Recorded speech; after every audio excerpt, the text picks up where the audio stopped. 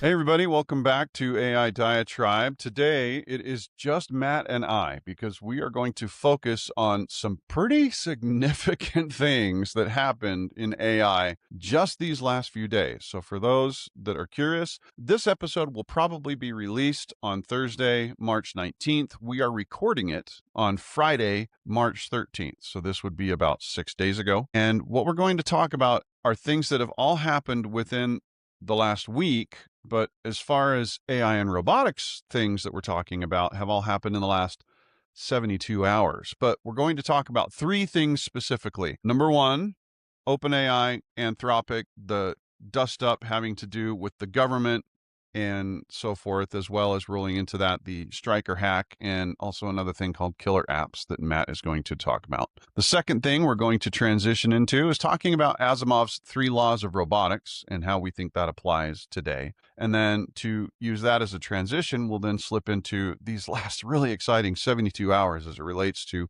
robotics and physical AI and the headlines that have happened there. So, Matt, just you and I, buddy. We haven't done a session just you and I for a long, long time. We have not. That's true. I mean, we've had a really good roll of guests going, but like you said, sometimes topics come up that it's better if you and I just talk about it. Well, Matt, to summarize and to kind of launch us off, why don't you, if you can, give us the high-level bullet points as it relates to the Anthropic OpenAI dust-up with the federal government, and then maybe give a little bit of background as it relates to Striker and killer apps as far as what you want to talk about today. Sure. So, I mean, look, the past week and a half has seen some really extraordinary activity on a geopolitical scale that we're not going to get into. But one of the things that has been really fascinating has been what's been going down in the realm of AI, especially with large darling corporations that are building these frontier models and their relationships with the federal government when things don't quite go the way everybody wants them to. I mean, here's the thumbnail of this one, and then I'll give you the hints of some of the others, and we'll come back to the first one. But the premise is this: is who gets to decide what authority both a model builder and a government has over what a model does. And it is really put that conversation front and center. So that's a big one.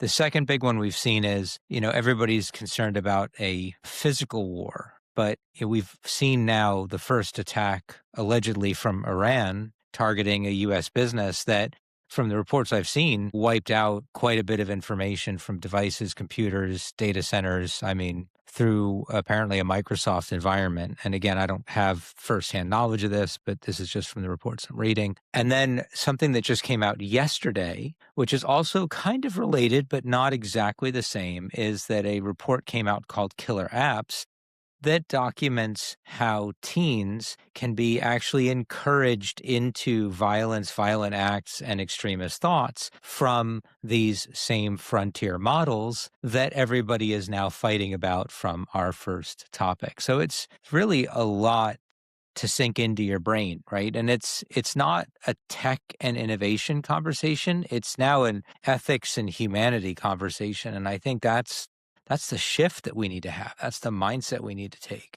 You're absolutely right. I mean, these things are getting more powerful and more powerful every day, and they're becoming so powerful and so important that now the federal government is freaking out if they can't use the full capabilities of what AI is supposed to do for what it deems to be national security reasons. Okay, this is Anthropic standing its ground and saying, no, you're not going to use our platform for surveillance. You're not going to use our platform for AI-driven attacking, those different types of things. I understand ethically why they would want to avoid that.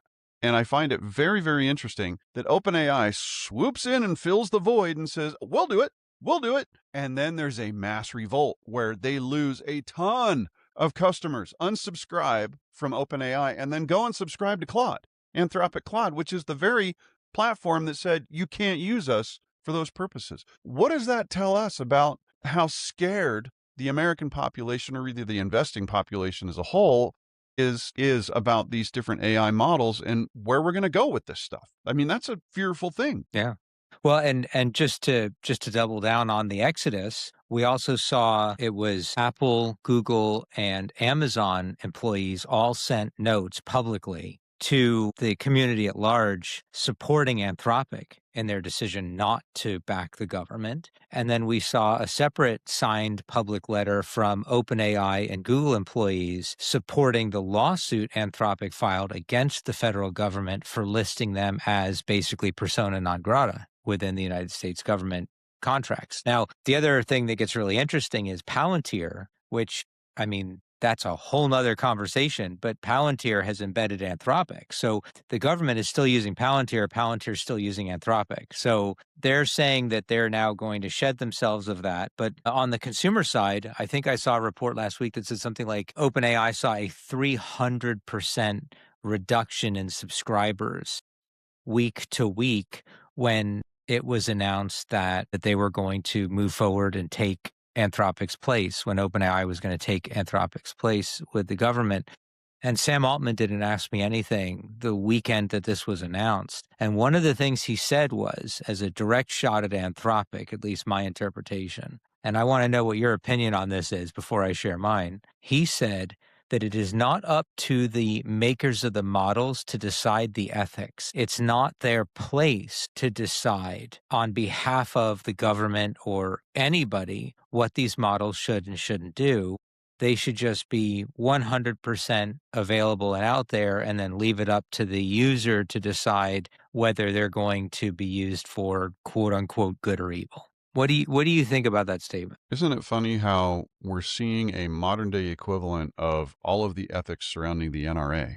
And we're also seeing a whole lot of ethics conversations that are very much like, I mean, the movie Oppenheimer was so very popular and raised the specter of a lot of these conversations. This is something where, when we're dealing with tools and systems that are so incredibly powerful and can do so much good, but can then also be used to do so much evil, it really is politicizing this. And I don't see any way around it. This is something that politics is going to have to wade into, but where's the middle ground? I mean, where is the area where we can actually meet both needs, right? Something that can be used for national security purposes, but also still may be able to be used ethically and responsibly. And I'm not sure. I mean, I'm not sure where the middle ground lies. Me personally, I'm glad it's not me having to make those decisions, because if a platform has the capability to do that stuff, and they have a responsibility to their ownership and to their shareholders, because we are in a free market system, to try and maximize the amount of sales and the amount of profit where the platform is able to be used, there are natural invisible hand forces that are pushing these different platforms to try and sell those services wherever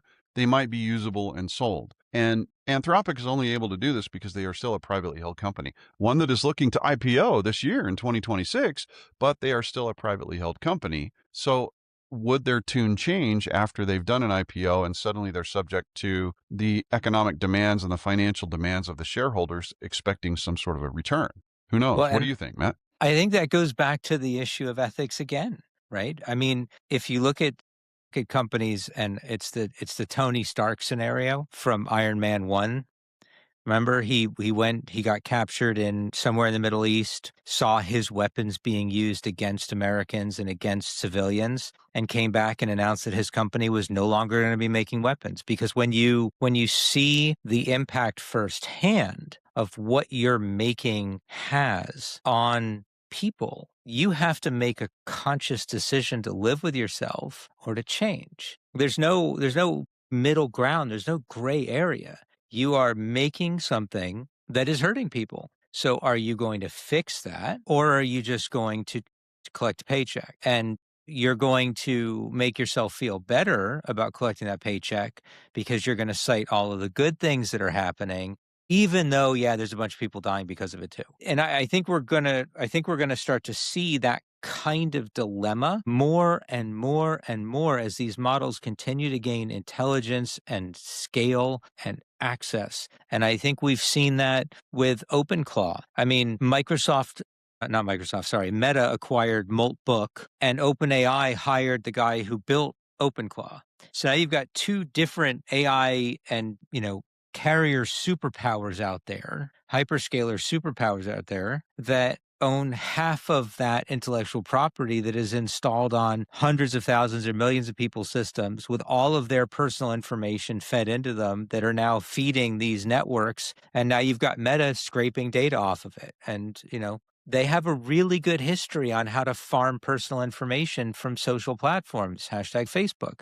That's what they do. So I think it's brilliant for them. But again, it goes back to this ethics question. Everything's coming back to ethics. I mean, what do you think about all this? I just keep going back to the NRA analogy. I mean, the people that are making these handguns, the people that are making AR-15s, okay, listen, personally, I own guns and I am comfortable with guns and I'm comfortable with weapons. And I do see that having them for self-defense is certainly good, but there's no mistaking the fact that the availability of guns, also here in the United States, does make it so that gun violence is a little bit easier. It's just the availability just makes people able to utilize tools that are a little bit more deadly more easily. In Britain, do they still have murders and do they still have violence? Yes, they do. They're just committed with knives and maybe bombs and different things like that, rather than being able to stroll down the street and get an AR-15 within 3 days. I mean, it's a different environment, but that doesn't mean that violence can't happen. However, here in the United States, the murder rate is a good 4 to 5 times higher in our major cities than it is in major cities in Europe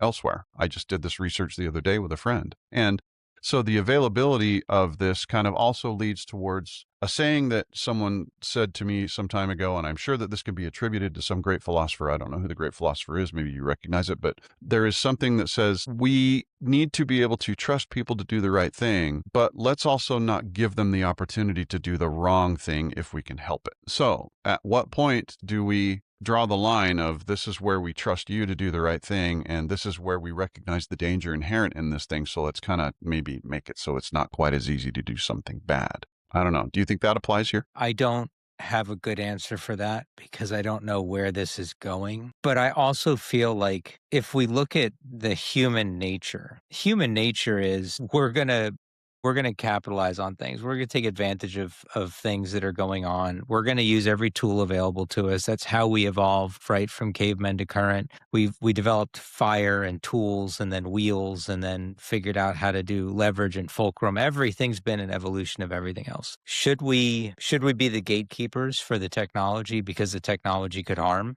There actually might be a middle ground on that one. But I'll save that for a little later. I'm actually writing a paper right now on exactly what that middle ground is. So I do have a tested philosophy and theory on this. Maybe by the time this airs, the paper will be published because it's almost done. But let's just say I think that there's a way to use tools in a safe fashion, but it may not be the way we're using them now. And, an outlet of that, just to move to the second topic, is when we look at what happened with the U.S. company that was allegedly attacked by Iranian nationals this week, a lot of those attacks are being initiated through and from AI systems because they can scale and they can write code and they can network in a way that no human can, and they can do it autonomously. And the attack that I read about was purely malicious. It was not ransomware. It was not try and smash and grab. So they didn't really care. They just wanted to lob bombs, and as soon as they got one in the door, just wipe everything it found. That's the most destructive type of cybersecurity incident you can have because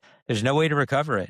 Doesn't matter what you do, it's just gone. And they don't really care what their tactics are or if they're ever found because they're never getting anything back. They're just lobbing it out there. So, I mean, if you were to equate this back to the NRA analogy, Jason, I'll bring it back to you now. If you look at that kind of cyber incident that was probably AI driven, what role does the agent have in that? Is it the bullet? Is it the gun? Or is it the person that's decided the target? Or is it all three or none of the above? How does the analogy play out when you're integrating AI in cyber attacks? I think AI is the gun. I do. I just think AI is the gun. It's the tool that is being yes, it's being able to be proactive, but the first initial prompt to go and do something is being driven by a human being that is setting it on the path to go and do something. So this is why we go after the heads of crime syndicates, right? Because these are the people that are having these agents, drug dealers, whatever have you, assassins, go out and do these big bad things. It's when you're cutting off the head of the dragon, you're killing the dragon. That's not to say that the elements of the dragon, whether it be its wings or its claws or its breath or whatever, are not causing damage, but it is the brain in the dragon's head that's really ultimately the one that's responsible for all of the damage that the dragon is doing. And that's the same here. AI, we haven't reached the stage where AI is truly an autonomous, proactive agent yet. It still is a reactive agent that's being set on a path to go and do this damage by the person that creates it or programs it initially. Now, granted, it can do a lot more damage now. I love the term virus in computer systems, because it really is quite pertinent, where you can write some code that then is going to go propagate and do some additional damage anywhere that it possibly can. AI is now going to be the ultimate smart form of a virus that can go and can probably adapt like a biological virus can now. Previously, a technology virus couldn't really adapt too much. It was something where when you figured out how to nullify the ability of it to do damage, it's done. You put the systems in place, or you plug the hole that it was exploiting, and then that thing, as it was written, is no longer able to do damage because the exploit has been covered. But now with AI, now we're reaching that level of biological virility where it can actually mutate and adapt and cause some additional damage. And so that's a really dangerous place that we're entering with AI-driven warfare. And the nation state thing, yeah, I mean, these viruses that were set out and did all of this damage, it was done by a rogue nation state that was just trying to cause damage because it was being damaged in warfare itself. It saw it as an act of war. It saw it as an act of defense or something to that effect, because if it could cripple some systems somewhere, maybe that'll hurt the systems that are turning around and hurting them. I don't know. There's a lot of real ethical quandaries here in how this artificial intelligence stuff is being used. And it's really quite interesting, because now if we take a look at AI becoming more autonomous and being able to act on its own and be self-aware and be proactive, this is where Asimov's 3 laws of robotics become really interesting, right? Because first off, for those that are not familiar with Asimov's 3 laws of robotics, I'll go ahead and say these, if that's okay. Go for it. And then flip it to you to talk about how this applies today. So Isaac Asimov, for those that are not aware, was a fantastic science fiction author that wrote some pretty amazing things, including The Foundation, which is a popular TV show on Apple TV, which is based on a trilogy of books that Isaac Asimov wrote. And he came up with 3 laws in his science fiction writing that are used to govern machines or artificial intelligence entities that could at some point become rebellious. But these laws are meant to be put in place to make it so that they do not become rebellious. The first law: a robot may not injure a human being or, through an action, allow a human being to come to harm. The second law: a robot must obey the orders given it by human beings, except where such orders would conflict with the first law. And the third law: a robot must protect its own existence as long as such protection does not conflict with the first or second law.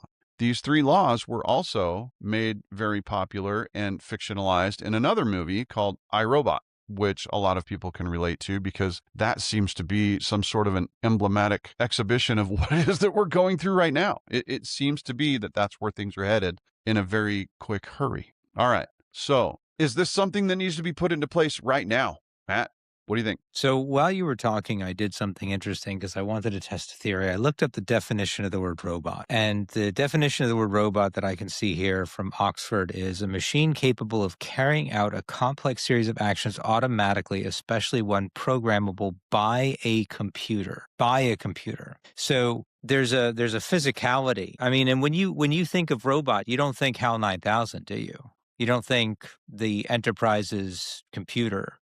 You don't think Or data? What you think about is Skynet. That's what you think about. you think about Skynet, the Terminator, you think about Data. Do you think about the Borg, or is that a whole different category? It's a I different think about category. the Borg, but You think about the Borg. that's So, because I'm a Star Trek fan, just like you are, I and mean, that's that's fun why I stuff. brought it up. So the But reason we why I also have bring it people up, that are like, when they think of robots, they think of Big Hero 6, yep, or the what is it, the Iron Giant, all the that Iron stuff, Giant, right? Yeah. Wall-E. There's all sorts Oh, of things out there where these robotics are friendly and helpful mhm. and probably follow Asimov's law that he later introduced. He actually introduced another law later on, above and beyond his first 3 laws. He called it his 0th law. A robot may not harm humanity or by inaction allow humanity to come to harm. So what if we look at it two different ways? What if we look at it in the context of a machine? When you think about a machine harming a human, you're not thinking about it writing a code that will attack another business and wipe out all of its data. You're thinking about stabbing, breaking an arm, throwing somebody off of a building, out of a window, like in the movie I, Robot. You're thinking very physical harm. You're not thinking about harm in any definition, but you're also thinking about a form, right? So if you were to give this, and I've never tried it, it'd be interesting. If I were to give these three laws to a large language model like Anthropic's Claude or GPT or Gemini, if I were to ask it if it applies to, I don't know what it would say. It might think it doesn't because it's not a robot and it's not the intended subject of the laws when Isaac Asimov wrote them. So to answer your question, and it's a very esoteric answer, but here it is. Yes, I think we need governance and ethics at a very broad level, at the simplest possible scale across everything right now. But no, I don't think Isaac Asimov's laws will do it. Why not? Because number one, I think that they're designed for the wrong target, right? So, for example, when I asked you if you thought that AI was the gun, the bullet, or the shooter, you said the gun. But if I skip around just a little bit, also 2 days ago, a report was written called Killer Apps by the Center for Countering Digital Hate that said that it was finding that these models were enabling kids to then want to have radical ideas and beliefs and commit harm to others. So when you have a model that is now making the shooter, where's the gun? The model turns the human into the shooter, so the model becomes the shooter and then the person becomes the gun. And this is why I have a problem with Asimov's three laws. Like, I don't want to make it all about the report. It was just an interesting anecdote, but like, a robot may not injure a human being through inaction, or through inaction allow a human being to come to harm. Theoretically, enabling a person's radical beliefs isn't doing that, right? So, well, the distinction there is directly or not, right? Is what I'm doing going to cause direct harm or indirect harm? But it doesn't say that, and that's the problem. Nowhere in the laws were all very specific about the idea of a robot doing something to a human physically, not a robot enabling or encouraging or amplifying negative thoughts within a human where the human will now go off and then commit that harm. That's 2 or 3 steps removed. So, I guess the horror story for me, and I'd love to, because I know you've been doing some research on this, if we get into the topic of physical AI, now you've got a model that could potentially enable humans, and you've put it into a physical body where it could actually harm humans directly. Is that like, are we done? Do we just, the hell with ASI? Like, this is it? We're just toast at this point with these things? Because it'll either hurt somebody or talk somebody else into hurting somebody, and then just say, well, I didn't do that. I mean, where do you think we're going with physical AI? Who knows? Who knows? I mean, this is quite the quandary. This is a situation where we are creating a technological form, a life form, and we've got a really interesting situation here where the socioeconomic structure of the world works against doing things appropriately and ethically and carefully and in a controlled fashion. Because look at the strike. Look at the striker strike, okay? A nation state utilizing artificial intelligence to make damage happen. And here we are in a space where the development of greater and more powerful AI for the purposes of national security are paramount. We're reaching a stage where this stuff is going to be weaponized by political structures one way or another. It's going to happen. It just simply has to happen. So the question is, do you want to be on the side that discovers it first and makes it powerful first? Or do you want to be on the side that's going to suffer from the damage caused by this really powerful AI that was developed by another country? And again, I hate to keep boiling things down to U.S. versus China, U.S. versus China. This is the new Cold War. This is the new arms race. But it really is. It really is. There's no way around it. How do we stop this runaway train? I don't know that you can. I know that Jeffrey Hinton is going around everywhere saying, get ready, because shit's going to hit the fan. and we're all going to be toast. And people that don't know Jeffrey Hinton and know the role that he played in the development of artificial intelligence might sit there and go, yeah, but what does he know? He's just panicking. He's a pessimist. Wrong. This is a guy that was fundamentally important in building the architecture that large language models and today's modern day AI systems are built upon. If anybody knows where this thing is going to go and has the prescience to really understand what the cascade of events is going to lead to, I think it may very well be him. Yeah, I mean, I don't disagree. I will tell you though, he is kind of a pessimist. I mean, to be fair, He does. I mean, he's somewhere between pessimist and realist, maybe one notch closer to realist than pessimist, right? He's like, right, he's in there, but I mean, I understand where he's coming from and I don't disagree with him. But if you also look at everything from prosthetic limbs to rapid manufacturing process to development of even energy, robotics is everywhere. If you can make those robotics a little bit more autonomous with applied AI, there is significant human benefit that can come from that, but there's also risk beyond a large language model. Right? If you infiltrate a large language model, if you poison it, if you get it to enable or encourage bad thoughts in a child, you can undo that, you can stop it, you can intercept it.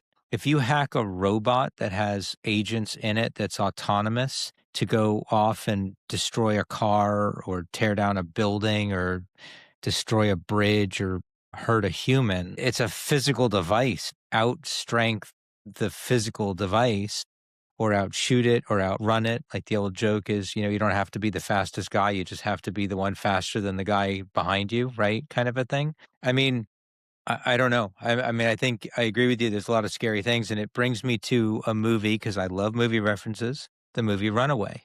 Do you remember this movie from the early 80s? Yes. It was a whole police department dedicated to containing, controlling rogue AI bots that do everything from home assistance to automation to supply chain to farming. And of the weirdest choice of casting for a villain ever, Gene Simmons of Kiss is the signature bad guy who has these chips that when you put them into a robot, the robot just instantly turns evil and wants to kill everybody. And that's the whole thing. I mean, like, do you think that's where we're headed? Where people are going to start using physical hacks for physical AI and starting to try and cause this kind of harm? I don't think there's any way around it. And I don't mean to sound fatalistic, but there are organizations in this world that are radicalizing children to be suicide bombers. Okay. If they are doing things to allow humans to harm other humans by psychologically or whatever means necessary, convincing them that what they're doing is right and just, they're not doing so for the salvation of that individual. They're doing that for the harm that that individual is going to cause. They're weaponizing a human being by radicalizing them. There's going to be the same type of emphasis on radicalizing physical AI. There's going to be people that are going to simply try and take them over so that they end up serving their purposes and causing havoc and violence for their nefarious means. I don't see any way around it. I don't think there's any way that it's not going to happen, which is scary because, man, we have had some nuts developments in physical AI just in the last week or two. There has been more than I think a lot of people really understand.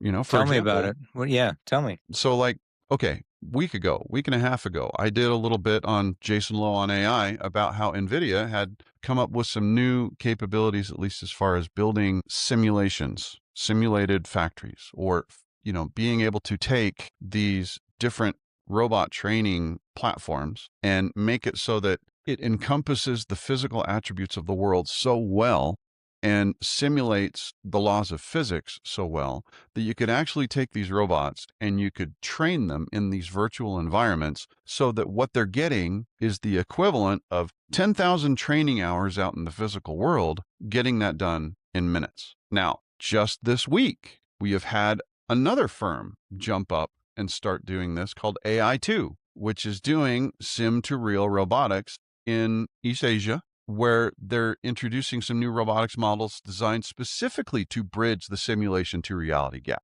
And so to make that a little bit easier and so it happens a little bit better. It's the same premise where they can train in simulated environments and they can transfer skills to real world machines. Now, this is really particularly prescient because of a couple of other things that have happened. One, Rivian The car company, they spun out an element of their company and raised $500 million worth of seed capital for industrial AI powered robots. So suddenly, all the car manufacturers, Hyundai, they've invested in Boston Dynamics. We already know about Tesla Robotics and the fact that Tesla cars, Tesla automobiles, is converting a full factory away from doing two models of Tesla cars into just making Tesla Robotics, Tesla Optimus robots.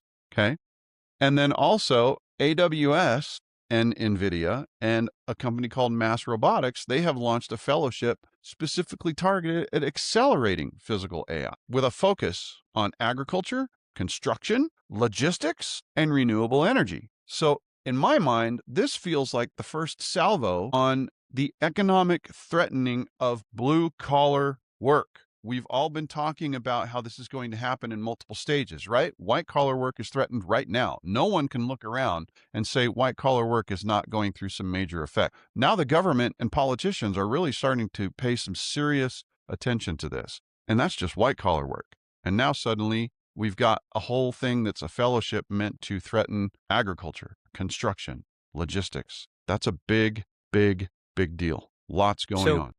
have you seen the Anthropic report about the impact on jobs that AI is going to have with the big spider chart? Yes, It's really interesting that you bring up what you just said because in that spider chart, the lowest elements were all physical labor jobs. they were. And that was written, it was published a week ago, I think, 2 weeks ago, Mm-hmm. maybe, but it was obviously written before that. I wonder if they had started writing it today, would those risk factors and scales be in the same places given all of the announcements that just came out? This is where things are getting so freaking nuts, Matt. This is nuts. We're talking about a week or two is a time frame where the entire paradigm of what's going on in AI and robotics is being flipped on its head. We're down to a cycle of innovation that is literally days. And people wonder why we've been saying that 2026 was going to be the year of science fiction. Here we are in It's March. funny. It was the end of 2023 or early 2024. University of Washington professor had done some research and analyzed the anticipated half-life of education for advanced computing and data science. And this was 2 or 3 years ago. They put the half-life at 90 days. Now, if you don't know what a half-life is, because I know that you probably played the video game or you've heard of it, but basically what it's saying is with a 90-day half-life, on day 1, you start learning your curriculum in college. By day 90, half of what you learned on day 1 is now invalid. That's a half-life. So if you think about the impact of that to academia, if you think about the impact of that of humans trying to keep up with skills to keep their jobs, especially in, like you said, white collar, it's nearly impossible unless you read the news every single day and you absorb every single day and you develop a point of view on things every single day, which is one of the things, by the way, that you and I try and do. It's one of the reasons why we have this podcast. It's one of the reasons why we're doing this today, even though we don't have a third person to join us, because there's so much that's happened in the past 7 days, we couldn't not record an episode. Future of robotics now. Do you think that all of these, and I know what Tesla's doing, I know what some of China's doing, but do you think like Rivian and all these others, are they all going to make humanoid robots for these types of labor so that they can be easily retasked and programmed to do other things like housework and weeding and driving a car and shooting people? Or do you think it's going to be more specialized hardware, specialized form factor for each job? Like, where do you think the future of physical AI is going in that regard? I think it's got to be a blend. One thing that we need to keep in mind is that a lot of the tools and the interfaces of productive systems today are made for humans. They're made at the height, the reach, the agility of human beings. It takes a human body to use a jackhammer that is of a certain height and a certain weight. All right? It takes a human body to work effectively in a kitchen because the counter height is a certain height. The tools and everything are made for hands, there's just different things that are set up for humans to do. And so the emphasis on humanoid robotics makes a lot of sense because what we're looking for is a robotic body that can take the place of a human body, utilizing the same systems, utilizing the same tools, utilizing the same procedures to step in and be just as efficient as a human being.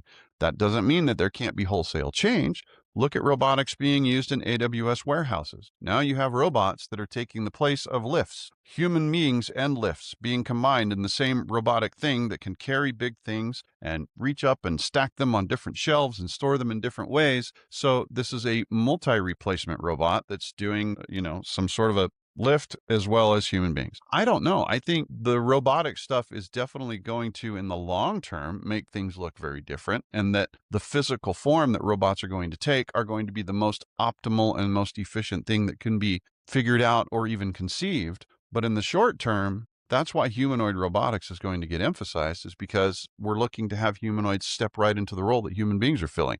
Do you agree or do you disagree? Well, you've actually made me think about something I hadn't considered before. Not that that's never happened before, but you've done it again. You brought up the example of a jackhammer. So let's talk about a jackhammer for a second.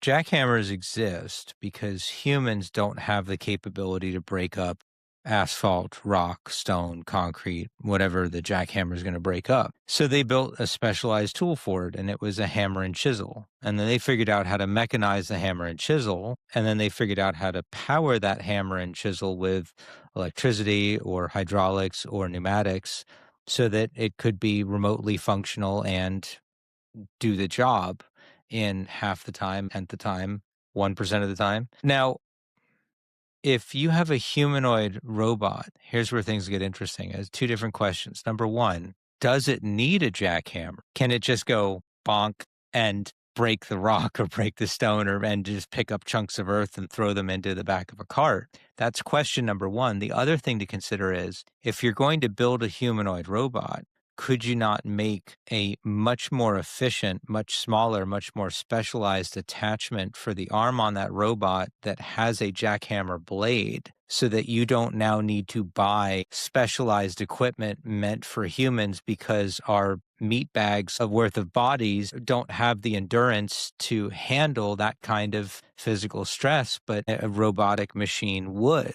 So I just, that's a quick one. Where do you think about that? Is it going to change the landscape of all manufacturing process because now you're going to be able to make specialized tools that only robots can handle? Because now you've got robots, so you don't need to make all this stuff, which could actually reduce consumption of materials, reduce processing time, reduce cost, because it needs to be a third the size, right? Like you've already got the power source and all the framing in the robot itself. You just need to give it a blade and the ability to agitate the blade to break up the material. What do you think? Well, I think the distinction there is something that can be replicated using manufacturing machinery and something that needs the ability to work within an existing environment. So you can either set up an environment where the means of production can be done. So an industrial ramification is that people are making processes where manufacturing is doing things and moving things through a specific process. You've created an environment for production. As a result of the environment being set up the way it is, production happens. Humanoid robotics are meant to be able to step into a production role that isn't necessarily an optimal environment. It is a human environment. And so humanoid robots are being targeted less, I think, at commercial application and more at home application or personal application or real world application. Because when it gets to the industrial size of production and efficiency, you're just going to create manufacturing. So you've said optimal a few times, which I'm going to ask you one other fun question. Do you think we're going to see Transformers? Well, I like the point that you raised, Matt. I mean, I think you're right. I think there is eventually going to be a point where robots are going to have interchangeable limbs and tools that are going to be attached and detached from the main body. That makes a total amount of sense. It really does. As far as Transformers are concerned, I don't know. The question is the amount of innovation and investment in making a multi-tooled robotic entity, is that going to cost less than just making two of them that each do their role very well? I mean, I guess it's a matter of the costs and benefits versus the costs and benefits of what it would be to actually manufacture a single entity that does multiple roles. My dryly sarcastic sense of humor is telling me that it would completely screw over Edison Park Fast and all of the other parking companies in New York, because you could ride your robot into the city and then it could just turn into a robot again and sit on a park bench all day until you're ready for it, and you wouldn't have to spend $80 a day to park. Like it would significantly disrupt the economy to develop that kind of physical AI that had the intelligence and had the capability to be transportation and companionship and a mechanic and a construction worker and a carpenter and a plumber. I mean, like, I'm not opposed to the idea. I'm really not, but I don't know. It's going to be interesting. It's going to be very, very interesting. And that's not even including all of the ethics and cybersecurity conversations we had earlier. Because if all those things are connected to the net, so you can do downloads and collect telemetry from them, and so that they can do research for you and look up information and order your groceries, they're hackable. And do you want a hackable entity that is capable of acting autonomously, that has significant amounts of power and strength and near invulnerability to most household items? Do you want that in your house? And suddenly we're faced with the iRobot dilemma, where his mother has the robot in the house and he's worried about her. Well, who knows what the future's going to hold? All I know is that I think we both recognize that these last couple of weeks have been pretty significant in taking some major steps towards things coming to a head in those different ways with those different concerns that we have. Things will eventually Absolutely sort out, but right now we can't tell how. Who knows? Any final thoughts? I mean, buckle up. It's going to be a bumpy ride. I do have the greatest of hope that we will figure out this whole thing. We'll figure out a way to survive. I don't know if we're going to have to hit rock bottom before we do that. I don't know what rock bottom might look like, but I do have the utmost hope, because I also see the younger generation coming up, and they're far more aware than I think I was growing up about technology and the risks of it and the dangers of it. I mean, they're far more emotionally connected and more human, more compassionate. I just have to hang on to that, frankly. What about you? I feel the same way. Buckle up, I think, is a very, very tame term. I think you need to brace yourselves in just about every possible way you can. And for those of you that think it's years away, look me in the eye. You're wrong. You're dead wrong if you think it's years away. This is the year. 2026 is the year. By the end of this year, things are going to be so nuts that we're going to look back and say, what in the hell happened in the last 12 months? I'm already saying that, and it's just 3 months in. What in the hell happened in the last 3 months? Wow. What a great time to be alive. No, what for a sure. great time to be in the thick of things with technology. Matt. And it's a good time to remember that we all have responsibility and we all have the ability to affect this. There's no bystanders in this. There's no bystanders anywhere. So no, you either are going to affect things or you're going to be affected, and there's going to be no one in this world that's not. That's right. Anyway, well, this has been a good conversation. Matt, you're a stud. You know that I love you. I know that we have great conversations, and I think we need to do these a little bit more often, just you and I, because maybe every few weeks we're doing a what happened in AI in the last week or two episode. Who knows? It's not a bad idea, but love chatting with you. You always bring me knowledge, and I learn shit every single time. Likewise, my friend. Likewise. The respect here is very mutual. All right. For those of you that are listening that have made it this far, thank you for making it this far. We will have another episode very shortly where we will have a guest, but hopefully this has been edifying and educational for you. And we'll see you next time on AI Diatribe. Thanks, Matt. Thank you.